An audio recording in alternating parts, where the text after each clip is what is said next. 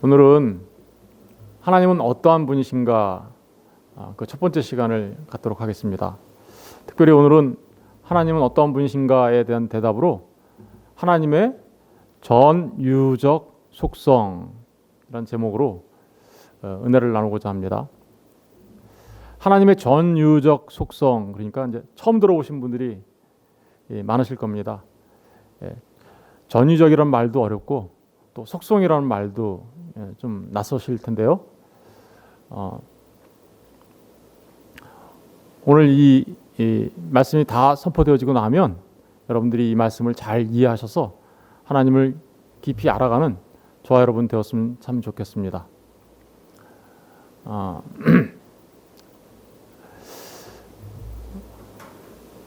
하나님만의 속성이 있습니다. 이 속성이라는 말은 고유성이라고도 말할 수 있고요. 또 다른 말로는 특성이라고도 말할 수 있습니다. 하나님은 스스로 존재하시는 존재자이십니다. 존재한다라는 그 의미는 그러니까 하나님도 존재하시는 분이시다라는 그 의미는 하나님도 하나님으로서의 속성, 다시 말하면 고유성, 하나님만이 갖고 있는 어떤 고유성, 어떤 하나님만이 갖고 있는 특성을 갖고 계신다라는 의미입니다. 그런데 이 하나님의 속성은 곧 하나님의 존재와 일치합니다. 하나님의 존재와 하나님의 속성이 일치한다라는 말이 쉽게 이해되기는 좀 어려울 거라고 생각이 되어지지만 잘 생각해 보시면, 천천히 생각해 보시면 이제 알 수 있게 될 겁니다. 하나님의 존재와 속성은 일치합니다. 둘은 구분되긴 하죠. 존재라는 말과 속성이라는 말이 분명히 뜻이 다르니까 구분되기는 합니다. 그러나 결코 하나님에게 있어서 하나님의 존재와 하나님의 그 속성, 다시 말하면 고유성과 특성은 분리되지는 않습니다. 일치한다라는 의미죠. 다시 말하면 하나님의 속성이 하나님의 존재 자체다라고 말할 수 있어요. 그뿐만 아니라 하나님의 특성들이 모여서 하나님의 존재를 구성하는 것이 아닙니다. 우리 피조물은 어떤 특성들이 모여서 우리의 고유성과 우리의 특성들을 구성하죠. 그러나 하나님은 그런 특성들이 모여서 하나님의 존재를 구성하는 것이 아니라 그 속성 자체가 하나님의 존재 자체입니다.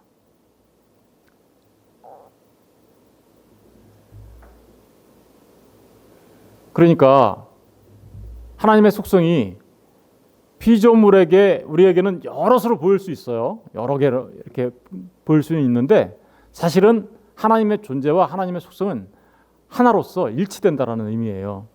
그런데 우리에게 보일 때 하나님의 속성이 여러 가지 모습으로 보일 수 있다라는 거예요. 왜 이렇게 보이느냐? 그것은 우리가 하나님을 알아가는 우리 인간이 유한성을 갖고 있기 때문에 그렇습니다. 피조물인 우리가 유한성을 갖고 있기 때문에 그 하나님의 무한을 이해할 수가 없어서 피조물인 사람이 그 하나님의 존재를 보고 속성을 알아갈 때 바르고 합당하게 깨닫지 못하기 때문에 여러 개의 그 속성으로 우리 눈에는 보여집니다. 그러나 그럼에도 불구하고 하나님의 속성 그 자체는 하나님의 존재 자체라는 사실을 우리가 기억해야 합니다. 이제 하나하나 공부를 하다 보면 이런 말들이 어떤 의미인지 알게 되는데, 여러분 이 하나님의 속성, 이 고유성을 이렇게 우리가 피조물이다 보니까 우리가 이해하기 위해서는 몇 가지로 이렇게 나누어서 살펴봐야 하는데 크게 두 가지로 나눠서 살펴볼 수 있습니다. 하나는 하나님의 전유적 속성이고 또 하나는 하나님의 유비적 속성입니다. 하나님의 전유적 속성. 전유적이란 말은 절대적이란 말로 대신할 수 있어요. 절대적이다. 그러니까 이 속성은 하나님만 갖고 있는 고유성, 하나님만 갖고 있는 속성, 하나님만 갖고 계시는 특성이라고 말할 수 있죠. 그런 속성에는 하나님의 자존성, 하나님의 단순성 혹은 유일성, 하나님의 무한성, 하나님의 불변성이라고 말할 수 있어요. 그렇죠? 스스로 존재하시는 분은 하나님밖에 없으시니까, 그죠? 그건 하나님만 갖고 계시는 거잖아요. 그러니까 절대적 특성이에요. 하나님만이 스스로 존재하시는 분이고, 하나님만이 유일하신 하나님이시며, 하나님만이 무한하신 분이시며, 하나님만이 변하지 않는 분이시다. 그러니까 존재하는 모든 것들은 그 어느 것도 이 하나님의 절대적 속성을 갖고 있을 수 없다. 이 절대적 속성은 하나님만이 갖고 계시는 속성이다라는 걸 알 수 있어요. 그런데 반면에 유비적 속성은 유비라는 말은 이제 비슷하다 이런 의미예요. 비슷하다.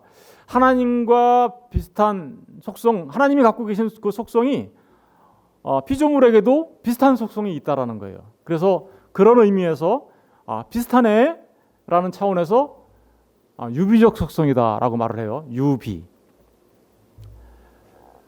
하나님의 생명, 하나님만이 생명이시죠. 하나님은 생명이세요. 하나님이 생명이라는 그 자체는 사실은 절대적 속성이에요. 그런데 그 생명이 우리 피조물에도 있죠. 우리 사람에게도 생명이 있잖아요, 그죠? 그래서 이렇게 하나님의 생명, 그 생명이 뭘까 우리는 알지 못하지만 우리 사람이 갖고 있는 이 생명을 보니까 하나님의 생명이 무엇인지 우리가 비슷하니까 알 수 있을 것 같아. 예. 그래서 이런 차원에서 하나님의 생명은 유비적 속성이라고 얘기하는 거예요. 그런데 사실은 그 생명조차도 하나님에게만 있는 절대적 속성이긴 하죠. 그런데 우리 인간에게도 우리 피조물에게도 그런 생명이 나타난다라는 차원에서 유비적 속성이다라고 말하는 거예요. 지식도 마찬가지죠. 하나님은 지식이 있으시죠? 완전하신 지식이에요. 그런데 그 완전하신 지식 하나님만 갖고 계시는 거죠.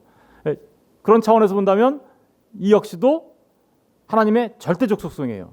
그런데 그 지식이 우리 피조물인 사람에게도 있죠. 사람에게도 있구나, 비슷하구나 라는 차원에서 유비적 속성이다라고 말할 수 있는 겁니다. 지혜 마찬가지죠. 의지, 그렇죠? 의지 마찬가지죠. 선, 의, 거룩, 자유, 아름다움, 거룩, 권능, 사랑, 은혜, 이 모든 것들은 다 하나님께만 있는 절대적 속성이라고 말할 수 있어요. 그런데 그 절대적 속성이 누구에게서도 발견이 돼요? 사람에게서도 발견되잖아요. 그러니까 그런 차원에서 우리는 유비적 속성이다라고 말할 수 있어요. 그러니까 이렇게 전유적 속성과 유비적 속성 두 개로 나눠서 살펴볼 수 있는 거죠. 이것은 나눌 수 있는 건 아니에요. 사실은 원래는 아까도 말씀드렸지만 하나님 자체이시기 때문에 하나님 생명 자체가 하나님이세요. 지식 자체가 하나님이시고, 그런데 우리 인간이 유한하기 때문에 그것을 이해하려다 보니까 여러 가지로 이렇게 나누어서 우리가 하게 되는 거죠. 제가 그 신대원에 신학교에 처음 들어갔을 때 하나님의 고유성, 속성에 대해서 배울 때 제가 맨 처음에 배울 때는 이걸 이 전유적 속성과 유유적 속성을 비공유적 속성과 공유적 속성으로 배웠어요. 왜냐하면 비공유적 속성, 그죠? 공유되지 않는 거죠. 예, 그렇죠. 하나님의 자존성과 하나님의 유일성과 하나님의 무한성과 불변성은 우리에게는 없는 거잖아요. 그러니까 공유되는 게 아니다. 그런데 유비적 속성이라고 보여지는 것, 생명, 지식, 지혜, 의지, 선, 의, 거룩, 자유, 권능, 사랑, 은혜, 이런 것들은 우리에게도 나타나죠. 그러니까 하나님이랑 우리가 마치 공유하는 것 같잖아요. 그래서 그걸 공유적 속성이라고 얘기했어요. 그런데 사실은 비공유적 속성 그리고 공유적 속성이라고 얘기하면 무슨 의미인지는 알겠지만 오해의 여지가 있어요. 무슨 오해의 여지가 있을까요? 예, 그렇죠. 하나님의 속성을 마치 하나님이 우리에게 생명, 지식, 지혜, 의지를 이렇게 하나님의 것을 이렇게 나누어 준 것처럼 공유하니까, 그죠? 공유하니까 나누어 준 것처럼 생각할 오해의 소지가 있어요. 여러분, 하나님의 생명, 우리에게 발견되어지는 하나님과 비슷한 생명, 지식, 지혜, 의지, 선, 의, 거룩, 자유, 아름다움, 권능, 사랑, 은혜는 하나님의 것을 이렇게 우리에게 나눠주신 게 아니라 우리가 하나님의 것으로 하나님의 형상으로 창조되었기 때문에 나타나는 모습이에요. 예, 그렇게 되면 그런 차원에서 본다면 공의적 속성이라는 말은 적합하지 않죠. 예, 창세기 1장 27절에 보니까 하나님이 자기 형상, 곧 하나님의 형상대로 사람을 창조하시되 남자와 여자를 창조하시고, 그러니까 하나님의 형상대로 하나님께서 사람을 창조하셨어요. 하나님의 형상대로 사람을 창조하셨다는 얘기는 하나님께 있는 그러한 고유성을 사람들도 가질 수 있도록 하셨다라는 거예요. 그런데 이것은 하나님의 것을 우리에게 나눠준 게 아니라 하나님의 것을 반사하고, 그죠? 우리가 마치 거울처럼 하나님의 형상이니까 이게 이미지잖아요. 이미지라는 개념이거든요. 그러니까 마치 하나님의 그 형상을 닮은 사람이 하나님의 것을 반사하는 거울처럼 그런 것들을 갖고 있다라는 거예요. 그리고 그것은 하나님께서 우리에게 은혜로 주신 것이죠. 무슨 의미인지 아시겠죠? 예, 이런 부분들을 우리가 잘 기억하셨으면 좋겠습니다. 이게 바로 우리가 이제 앞으로 공부할 하나님의 고유한 속성입니다. 근데 오늘은 이 모든 것을 다 공부할 수는 없고요.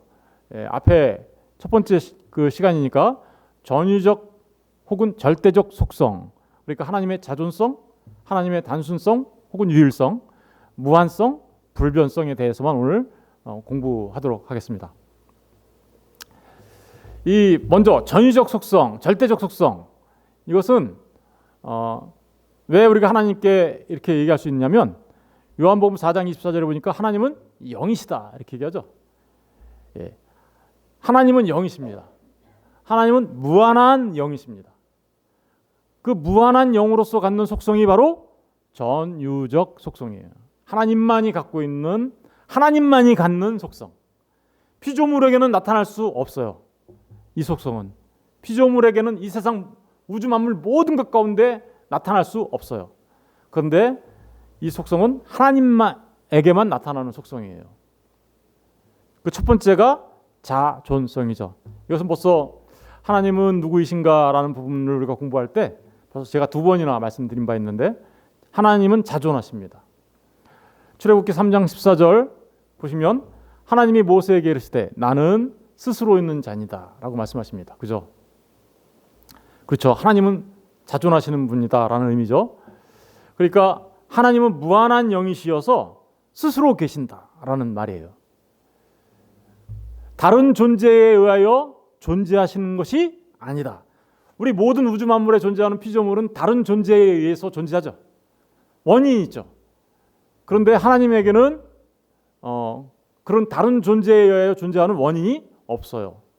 스스로 계심으로, 그러므로 우연적으로 우리 피조물들과 같이 다른 존재에 의해서 존재한다는 그런 차원에서의 우연, 그런 존재가 아니라 반드시 필연적으로 존재하시는 분이시다라는 뜻이에요. 반드시 존재하시는 분, 스스로 계시니까, 그죠? 그런데 이 말을 다른 말로 바꿔서 얘기하면 하나님은 하나님 스스로 외에는 하나님의 존재에 어떠한 존재의 원인도 없다. 쉽게 바꿔 말하면 하나님이 존재하시는 원인은 하나님 자신이야 라는 뜻이에요. 이게 바로 하나님은 스스로 존재하신다라는 말의 의미입니다. 두 번째로 우리가 생각해 볼 수 있는 것은 하나님의 단순성과 유일성입니다. 단순성, 하나님이 단순하신가? 라고 생각하니까 우리 흔히 사람들이 그 사람 참 단순해 라는 그런 의미로 오해할 소지가 있기는 하지만 그런 의미는 아닙니다. 이 단순하다는 말의 의미를 잘 알아야 왜 하나님이 유일하신가라는 것을 우리가 알 수 있어요. 왜? 단순성에서 하나님의 유일성이 나오는 거예요. 먼저 우리가 이것을 잘 생각해 보도록 하겠습니다. 하나님은 유일하신 하나님이시죠. 하나님의 말씀을 통해서 하나님이 유일하시다는 것을 먼저 확인해 보겠습니다. 신명기 6장 4절을 다 같이 읽어볼게요. 시작. 이스라엘아 들으라. 우리 하나님 여호와는 오직 유일한 여호와이시니. 신명기 6장 4절에 보니까 이스라엘아 들어라. 우리 하나님 여호와는 오직 유일한 여호와시니. 유일하신 하나님이시다라는 의미예요. 다른 신은 없다라는 뜻이에요. 이사야서 37장 16절도 한번 읽어볼게요. 시작. 그룹 사이에 계신 이스라엘 하나님 만군의 여호와여, 주는 천하만국의 유일하신 하나님이시라. 주께서 천지를 만드셨나이다. 유일하신 하나님 한 분이 계셨는데 그 하나님이 온 우주 만물을 만드셨다라는 거죠. 다른 신이 있나요, 없나요? 없어요. 요한복음 17장 3절에도 우리 시작. 영생은 곧 유일하신 참 하나님과 그가 보내신 자 예수 그리스도를 아는 것입니다. 영생이 뭐라고요? 유일하시다 그러죠.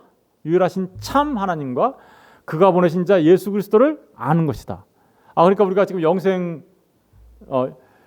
얻는 사람들은 누구를 알아가요? 하나님을 알아가는 것이죠. 그래서 우리가 지금 하나님에 대하여 이렇게 설교를 통하여 공부하고 있는 것입니다. 디모데전서 6장 15절 읽어볼게요. 시작.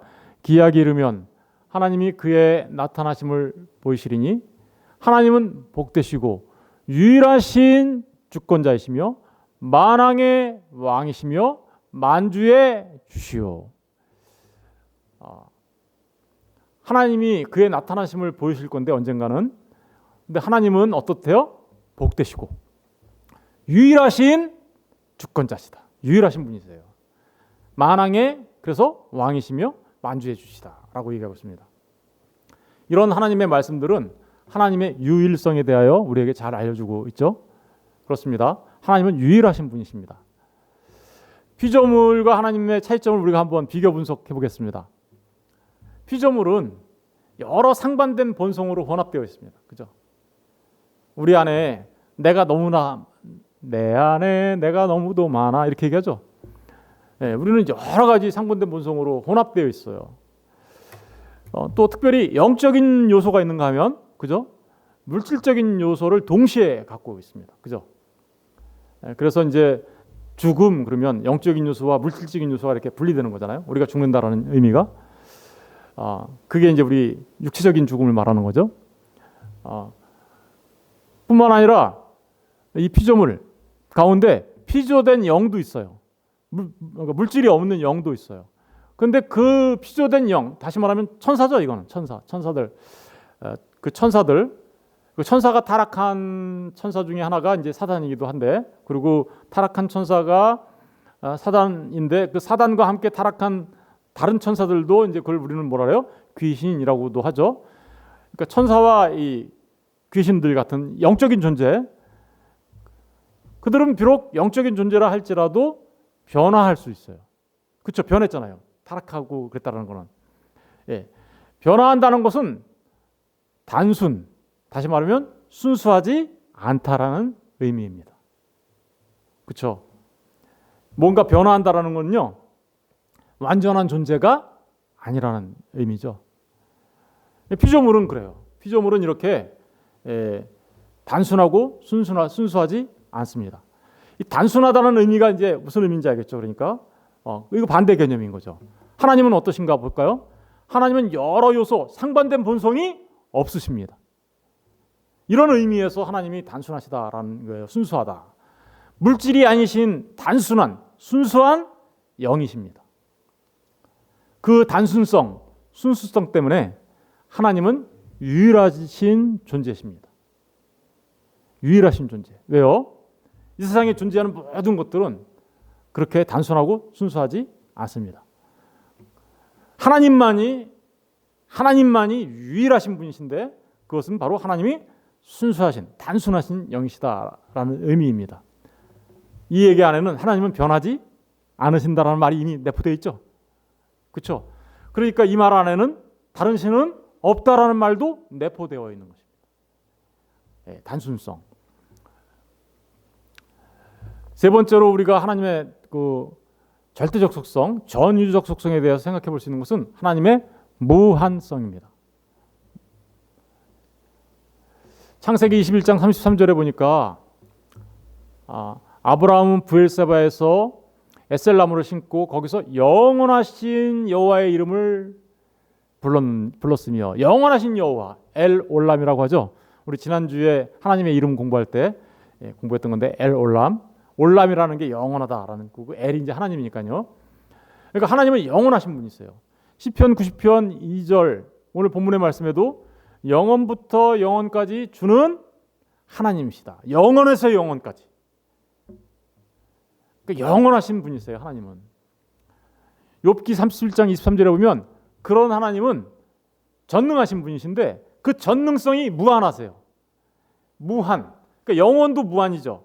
전능하신 그 하나님의 능력이 무한하다라는 거죠. 무한성을 말하는 거죠.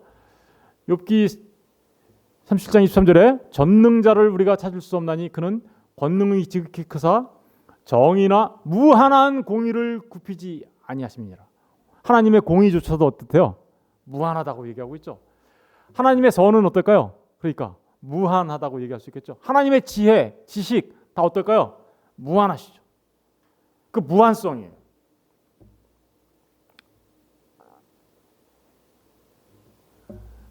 잠언 15장 3절 11절에 보니까 하나님의 지식에 대해서도 나오는데 그래서 전지성이라고 하죠. 예. 여호와의 눈은 어디서든지 악인과 선인을 감찰하시느니라. 악인과 선인을 어디서든지 감찰하세요. 저와 여러분이 하나님을 피할 수 없어요. 저와 여러분이 하는 모든 것을 하나님은 감찰하고 계시는 분이세요. 11절에 보니까 스월과 아바돈도 여호와의 앞에 드러나거든. 스월과 아바돈, 지옥 권세, 그죠? 그런 권세들도 다 여호와 하나님 앞에 다 드러나거든. 하물며 우리 사람의 마음이야. 어떻게? 우리 사람의 마음조차 어떻다는 거예요? 하나님 앞에 다 드러난다는 거죠. 하나님은 그러니까 모르시는 게 없으신 거죠. 전지하신 거예요. 하나님의 무한성에서 나오는 거죠. 그렇죠? 전지하신 거예요. 그 전지하신 하나님 앞에서 우리가 지금 살고 있는 거예요. 그러니까 우리의 삶이 어떠해야 하는지 잘 말해주고 있는 것이죠. 여러분, 우리가 마음으로는 하나님을 사랑하지 않는데 겉으로만 하나님을 사랑하는 것처럼 행동하면 그걸 우리 뭐라 그래요? 그걸 외식이라고도 하죠. 그 외식하는 자들은 다 하나님 앞에 드러나게 될 겁니다.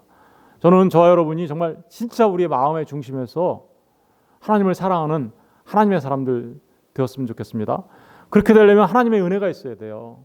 우리가 성령 하나님의 은혜를 통해서 우리의 영이 새롭게 거듭나야 되는 일이거든요. 그것을 구원이라고 해요. 그리고 그렇게 구원받은 하나님의 사람들만 그 마음의 중심에서 하나님을 사랑합니다. 그러면 그것을 누가 아신다고요? 하나님이 아시는 겁니다. 그러니까 하나님의 백성은 하나님이 그렇게 아시고 그 사람들을 하나님 나라의 백성으로 삼아주시는 것이죠. 그렇게 은혜 주신 사람들을. 이사야서 46장 10절에도 내가 시초부터 종말을 알리며. 하나님은요 이미 시작할 때 끝을 알았어요. 전능하신 그분이 전지하신 분이어서 이미 시작하실 때 끝을 알고 계세요.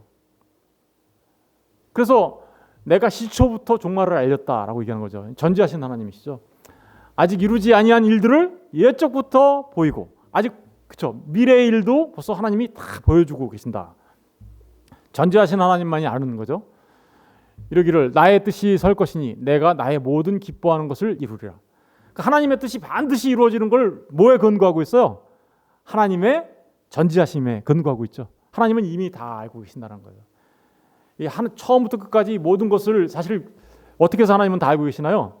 하나님의 작정이 곧 이 처음부터 끝이니까 그것을 작정하신 분이신데 하나님이 어떻게 그걸 모르겠어요. 그죠? 바로 그런 의미가 담겨져 있는 것입니다.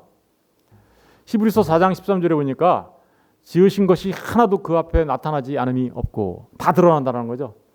우리의 결산을 받으실 이의 눈앞에 만물이 벌거벗은 것 같이 드러나리라. 저와 여러분도 하나님 앞에 서게 될 거예요. 우리가 예수 그리스도를 모르는 상태에서 주님을 믿지 않은 상태에서 하나님 앞에 서게 되면 우리의 모든 죄악이 하나님 앞에 벌거벗은 듯이 다 드러나서 그죠? 우리는 그 죄 때문에 심판을 받고 멸망당할 수밖에 없을 겁니다. 그런데 우리의 죄를 가려주시는 분이 있죠? 그렇죠. 우리 주 예수 그리스도의 십자가의 보혈이 우리의 죄를 씻어내고 그래서 우리가 하나님 앞에 섰을 때 우리가 하나님 앞에 깨끗함을 입은 자로 서게 되는 거죠. 이걸 구원이라고 하는 거죠. 그죠? 바로 그 전지하신 하나님이 모든 것을 알고 계십니다. 시편 139편 7절에는 하나님의 무한성과 관련해서 하나님의 편재성에 대해서 얘기합니다. 하나님이 무한하시다라는 것이 하나님의 편재성과 어떻게 관련됐는가 우리 다 같이 읽어보도록 하겠습니다. 시작. 내가 주의 영을 떠나 어디로 가며 주의 앞에서 어디로 피하리이까? 내가 하늘에 올라갈지라도 거기 계시며 수월에 내 자리를 펼지라도 거기 계시니이다. 내가 새벽 날개를 치며 바다 끝에 가서 거주할지라도 거기서도 주의 손이 나를 인도하시며 주의 오른손이 나를 붙드시리이다. 시인이 지금 이렇게 얘기하고 있죠. 내가 주의 영을 떠나 어디로 가겠냐? 주의 앞에서 어디로 피하겠습니까? 내가 하늘에 올라갈지라도 거기 계시고 내가 수월에 내 자리를 펼지라도 거기 계시니. 그러니까 하나님은 어디에나 계신다라는 거죠. 하나님의 무소부재, 그죠? 안 계신 곳이 없죠. 그것을 하나님의 편재성이라고 합니다. 하나님은 사실은 우주 공간이 없었을 때도 존재하신 분이었어요. 그런데 이 우주 공간보다 더 크신 분이 누구예요? 하나님이시죠. 그런데 우주 공간을 창조해 놓으시고도 여전히 우주 공간보다 더 크신 분은 그분은 어디에나 다 계신 것이죠. 어디에나. 바로 그런 무소부재성, 그걸 편재성이라고 말하고 있는 것이죠.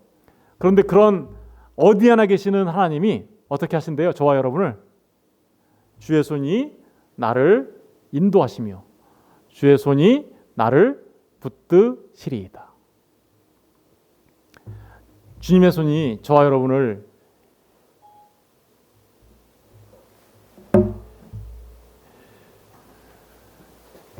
눌러주세요.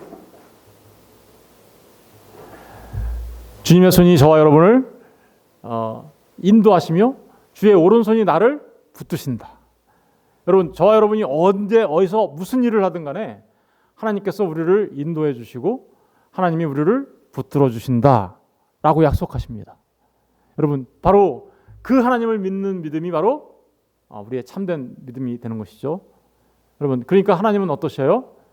지금 여기서 예배 드리고 있는 저와도 함께 계시고 지금 집에서 영상을 보시면서 예배하시는 여러분 모두에게도 함께하고 계시는 것입니다. 믿으십니까? 아멘이시죠? 예.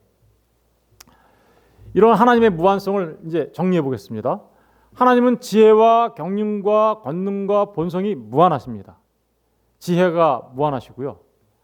경륜, 이 경륜이라는 말은 하나님께서 이런 말이에요. 하나님께서 창조를 하시고 그 창조의 목적을 이루시는 그 모든 계획, 하나님의 뜻, 그것을 이루신다라는 뜻이에요. 하나님의 경륜의 목적은 뭘까요? 그것은 바로 하나님의 백성들을 만들고 그 하나님의 백성들을 통하여 하나님께서 영광 받으시기를 원하시는 거예요. 예. 그걸 하나님의 경륜이라고 해요. 그리고 하나님의 백성을 만들어가는 데 있어서 조금도 하나님은 실수하지 아니하시고 하나님은 조금도 실패하지 아니하시고 반드시 이루시는 거죠. 지금 이 역사를 통하여 그 일을 하고 계시는 것입니다. 그런데 그 하나님은 권능이 무한하세요. 그죠? 그러니까 어떠세요? 지혜가 무한하시고 권능이 무한하시니 그 경륜은 어떻게 해요? 반드시 이루어지는 것이죠. 아니, 하나님의 본성 자체가 무한하세요. 그 하나님은 존재의 시작도 끝도 없으십니다. 필연적 존재라는 의미예요. 우리 우연적이 아니다라는 거예요. 무슨 얘기냐면 여기서 말하는 우연이라는 것은 우리가 흔히 알고 있는 그런 우연을 말하는 게 아니라 우리는 하나님의 창조에 의해서 원인에 의해서 발생되어졌죠. 그런 걸 여기서는 지금 우연이라는 말로 사용하고 있는 거예요. 그런데 하나님은 그런 분이 아니시다라는 거예요. 그리고 하나님은 그래서 그 무한하시다라는 게 영원하시다라는 말과 연결되는 거고요. 하나님은 그 무한하시다라는 그 말은 그 무엇도 이 시간과 공간도 하나님을 한정할 수 없다라는 뜻입니다. 뿐만 아니라 하나님이 계시지 않는 때와 장소는 없다라는, 지금까지 말씀드린 걸 정리해 보면 무소부재 편재성을 또 하고 있는 거죠. 하나님의 지혜와 지식도 무한하시다. 전지성을 말하는데 하나님은 창조를 작정하실 때 단번에 그 창조물들의 존재 방식과 진행 방식, 이 경륜이죠, 그죠? 그 모든 것들을 결정하셨어요. 하나님께서 이 우주 만물들이 어떻게 존재하고 어떤 원리에 의해서 운행되고 어떻게 이 역사가 진행되고 그래서 그 어떻게 하나님께서 그 하나님의 뜻을 이루실 건지 그 모든 것들을 결정하셨습니다. 모든 만물은 그래서 하나님의 지혜와 작정에 따라서만 운행됩니다. 그렇다면 우리는 이제 하나님의 뜻이 이루어질 것을 알겠죠? 하나님의 뜻이 이루어지는 그 성경에 나오는 하나님의 모든 계획들이 하나하나 반드시 성취될 것을 우리는 믿는 것입니다. 뿐만 아니라 하나님의 권능이 무한하십니다. 왜 그럴까요? 하나님께서 지혜와 지식이 무한하신 그 하나님께서 계획하시고 작정하신 것을 반드시 성취하신다는 의미겠죠. 실패할 수가 없어요. 권능이 무한하심으로 우주 만물을 창조하고 섭리하고 보존하시고 운행하는 그 일을 하시는데 수고가 없으세요. 왜 그럴까요?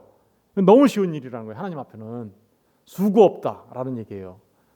이 말이 정말 부족해요. 그걸 어떻게 설명할지. 권능이 무한하심으로 그냥 너무 그 창조, 섭리, 보존, 운행의 일을 그냥 수고 없이 일을 하시는 거예요. 이 수고 없다라는 말은 하나님이 일하시는 것이 하나님의 열심이 없다 이런 의미가 아니에요. 하나님이 열심으로 하세요. 그런데 왜 수고 없다라는 이 말의 의미는 하나님의 전능성을 드러내려고 하는 거죠. 하나님의 전능성. 하나님은 그 일을 하는데 아무런 수고가 안 돼. 그런 의미예요. 그러나 그럼에도 불구하고 하나님은 어떻게요? 하나님은 또 다른 측면에서 그 일을 이루시려고 열심히 일하신다고 얘기하죠. 여기 수고 없는 말의 의미를 잘 아셔야 합니다. 그것은 하나님의 전능성을 지금 표현하고 싶은 거예요. 이제 마지막으로 하나님만이 갖고 있는 하나님의 절대적 그리고 전위적 속성의 마지막은 불변성입니다. 하나님은 변하지 아니하십니다. 아까 이거 우리가 하나님의 단순성을 얘기하면서 이미 얘기했죠, 그죠? 잠깐 얘기했는데 이 불변성이라는 의미가 어떤 의미인지 한번 우리가 살펴보도록 하겠습니다. 말씀을 통해서 먼저 확인해 볼게요. 시편 33장 11절 같이 읽어보겠습니다. 시작. 여호와의 계획은 영원히 서고 그의 생각은 대대에 이르리로다. 여호와의 계획이 어떻대요? 영원히 쓴다 그러죠. 계획이 바뀌어요, 안 바뀌어요? 안 바뀌어요. 왜 그럴까요? 하나님의 계획은 완전하시기 때문에 그런 거죠. 바꿀 필요가 없는 것이죠. 그러니까 완전하신 거예요. 그리고 그것으로 인하여 불변하다고 얘기하는 거죠. 히브리서 1장 10절 12절 다 같이 읽어보겠습니다. 시작. 또 주여 태초에 주께서 땅에 기초를 두셨으며 하늘도 주의 손으로 지으신 바라. 그것들은 멸망할 것이나 오직 주는 영존할 것이요 그것들은 다 옷과 같이 낡아지리니. 그러니까 이 우주 만물들은 다 어떻게 해요? 다 변한다라는 거죠. 시간에 어떻게 보면 사로잡혀 있는 거죠. 시간의 변화에 사로잡혀 있는 거예요. 우주 만물들은. 그래서 시간에 의해서 모든 게 다 변해요. 그런데 12절 시작. 의복처럼 갈아올 것이요 그것들이 옷과 같이 변경할 것이나. 그렇죠. 모든 것은 다 변합니다. 그런데 마지막으로 주는 어떤가 보세요. 시작. 주는 여전하여 연대가 다함이 없으리라 하였느니라. 이 세상에 있는 모든 것들은 다 변합니다. 다 변하는데 변하지 않는 분이 있으시죠. 누구예요? 주님만 여전하다. 여전하다라는 얘기 뭐예요? 변함이 없다라는 의미죠. 그리고 연대가 다함이 없다라는 거 뭐예요? 그 변함 없음이 끝이 없다. 절대 안 변해 이런 얘기죠. 하나님의 불변성을 말하고 있습니다. 야고보서 1장 17절에는 뭐라고 얘기하나 읽어보겠습니다. 시작. 그는 변함도 없으시고 회전하는 그림자도 없으시니라. 그는 변함도 없고 회전하는 그림자도 없다. 절대로 안 변한다는 얘기죠. 말라기서 3장 6절 우리 다 같이 읽어보겠습니다. 시작. 나 여호와는 변하지 아니하나니 그러므로 야곱의 자손들아 너희가 소멸되지 아니하느니라. 여러분 우리의 구원이 하나님이 변하면 우리의 구원도 어떻게 될까요? 변하게 되겠죠. 그러면 우리가 구원받았다라고 말할 수 있어요? 하나님의 뜻이 수시로 변해. 그러면 우리가 구원받았다라고 확정적으로 말할 수 없죠.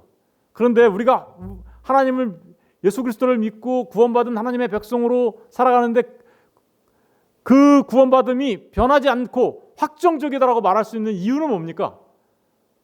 그것은 우리 사람에게 있는 것이 아니에요. 우리가 구원받았다고 확정적으로 말할 수 있는 그 이유가 사람에게 있는 것이 아니라 하나님에게 있죠. 하나님이 우리를 구원하신 그 구원은 절대로 변하지 않습니다. 왜 그럴까요? 하나님이 변하지 않으시기 때문에 그렇죠. 하나님의 뜻은 영원하거든요. 그런데 왜 하나님의 뜻은 그렇게 영원하고 왜 하나님의 뜻은 변하지 않는 건가? 우리 한번 이제 마지막으로 생각해 보겠습니다. 하나님은 영원토록 자기 동일자. 따라해 보세요. 자기 동일자. 예. 영원토록 자기 동일자라는 얘기는 언제나 그 하나님이라는 얘기죠. 언제나 항상 동일하신 하나님. 그 동일하신 하나님이라는 말의 의미가 어떤 의미인지 한번 생각해 볼게요. 변화, 변경, 변환이 없으시다라는 뜻이에요. 여러분, 뭔가가 변화하고 변경되고 변환된다는 얘기는 두 가지 의미가 있죠. 하나는 더 나아진다거나 더 좋아진다거나 아니면 더 나빠진다는 의미를 갖고 있죠. 그렇죠? 근데 하나님은 어떤 분이세요? 완전하신 분이시거든요. 더 나아질 수도 없고 더 나빠질 수도 없는 분이거든요. 그러니까 어때요? 변화, 변경, 변환 되실 수 없으신 분이세요. 하나님이 뭔가 우주 만물을 창조하셨어요. 그 창조하시고 하나님의 목적을 달성할 때 하나님의 계획이 이게 좀 더 좋을 것 같은데 아니야 이건 좀 나쁘네라고 얘기할 수 있는 계획 있어요 없어요? 그러니까 없다라는 거예요. 그러니까 하나님의 계획은 하나님의 작정과 그 작정을 이루시는 하나님의 경륜은 조금도 더 나아지거나 나빠지지도 않고 완벽한 상태라는 의미겠죠. 예, 그런 상태라는 거예요. 이게 바로 하나님이 변하지 않는 이유예요. 왜 그럴까요? 완전하신 분이시니까. 완전하신 지혜이시고 완전하신 지식이시며 전능하신 분이시니까. 그래서 지식, 작정, 경륜이 그래서 어떻게 해요? 불변이시라는 거예요. 여러분, 하나님의 존재와 지식과 경륜과 작정이 변한다면 그분은 하나님이 아닌 겁니다. 무슨 얘기인지 아시겠죠? 한번 생각해 보세요. 이게 변해가지고 뭔가 더 나은 게 있다고 생각하면 완전하신 거예요? 아니죠. 이거보다 하나님이 하신 게 이거보다 더 나은 뭔가가 있어서 이건 나쁜 거다라고 얘기할 수 있는 게 있다면 이미 그렇게 하신 하나님은 하나님이 아닌 것이죠. 바로 그런 의미를 하나님의 불변성이라는 건 너무너무 중요한 겁니다. 왜냐하면 우리의 구원이 거기에 달려 있어요. 또 그렇죠? 존재가 불변심으로 지식도 불변이세요. 왜 그럴까요? 하나님의 지식은 두 가지 지식이에요. 하나는 하나님 자신에 대한 지식이에요. 그리고 또 하나는 하나님이 만드신 이 우주 만물, 피조물들에 대한 지식이에요. 그런데 하나님은 하나님 자신뿐만 아니라 온 우주 만물, 피조물에 대하여 그 지식은 하나님의 존재 자체와 일치해요. 무슨 얘기냐면 지식이 증거하거나 감소할 수 없어요. 무슨 얘기예요? 하나님의 지식이 우리 피조물은 어때요? 우리 피조물은 저와 여러분의 지식은 어때요? 막 공부를 하면 지식이 막 증가를 하는데 좀 시간이 지나면 까먹어. 그렇죠? 감소하죠. 퇴보하죠. 늙거나 줄어들어요. 왜 그럴까요? 우리는 습득해서 얻는 거죠. 근데 하나님은 하나님의 지혜와 지식은요 습득해서 얻는 것이 아닙니다. 하나님은 그 지식 자체세요. 지혜 자체세요. 늙거나 감소하지 않습니다. 그러니까 하나님의 지식과 지혜가 항상 완전한 상태이기 때문에 변하지 않아요. 이게 바로 하나님의 불변성입니다. 그래서 생각해 보세요.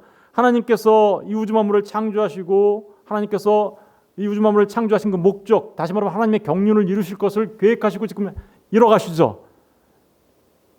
실패할까요? 아니겠죠. 변할까요? 아니겠죠. 실패도 없고 변화도 없어요. 반드시 이루어집니다. 왜 그럴까요? 하나님의 지식이 완전하시기 때문이죠. 그래서요, 우리는 하나님이 미쁘시다라고 말하는 거예요. 그 지식과 지혜가 완전하지 않으시다면 늘 변할 수 있기 때문에 우리는 그 변하는 존재를 미쁘다 말할 수 없어요. 우리 모든 피조물은 다 변해요. 그래서 미쁘다 말할 수 없어요. 그럼에도 불구하고 물론 우리가 믿음을 가진 자로 하나님께서 인정해 주시죠. 선물을 주셔서. 예. 그렇기는 하지만 온 우주 만물 가운데 변하지 아니하시는 분은 하나님 한 분밖에 없어요. 저와 여러분을 창조하셨어요. 저와 여러분을 구원하셨어요. 그리고 하나님의 백성으로 세우시려고 그 모든 것을 계획하셨어요. 그런데 이 모든 것을 하나하나 다 완성해 가세요. 실패도 없어요. 계획의 변경도 없어요. 그러니 저와 여러분이 하나님의 은혜를 받아 구원받은 그 구원은 반드시 성취되어지는 거죠. 이게 바로 하나님의 백성들이 받은 은혜입니다.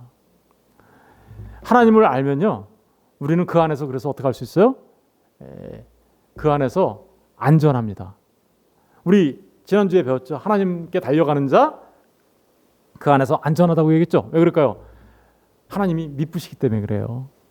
하나님이 그 사랑이 많으시고 자비가 많으신 그분이 우리에게 사랑을 베풀어 주시고 자비를 베풀어 주신 그 하나님은 변하지 않는 미쁘신 하나님이시기 때문에 그렇습니다. 아까 말라기 3장 6절을 반드시 기억하십시오.